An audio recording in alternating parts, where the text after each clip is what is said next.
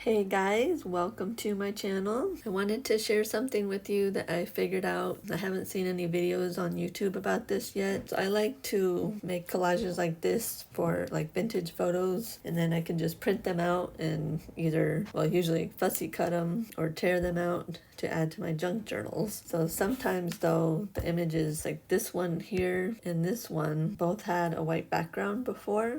Okay, so I wanted to show you real quick in case you don't want to do that and you want to actually remove the background, how to do it. So like I was saying before, well, I'll show you.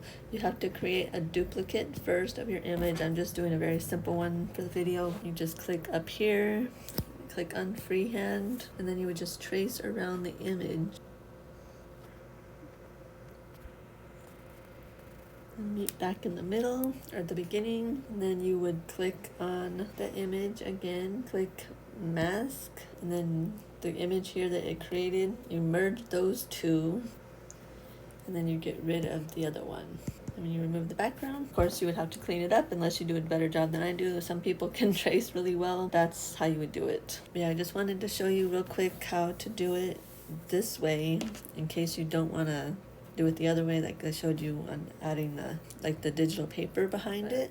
That can be time consuming if you have a lot of images like that. So what I figured out, and let me go to another image. So like this one here, these three all have a white background. So what I figured out that you can do if you want to have like a white, or not a white background, but if you want like a coffee dyed background or whatever kind of background you would like on it that would make it look vintage, you can just add an image, like a digital image like this, and you would just make it as big as your image. Then you click on the N here and click on linear burn, and there you have your coffee dyed background, or like I said, whatever color you want, whatever background you want.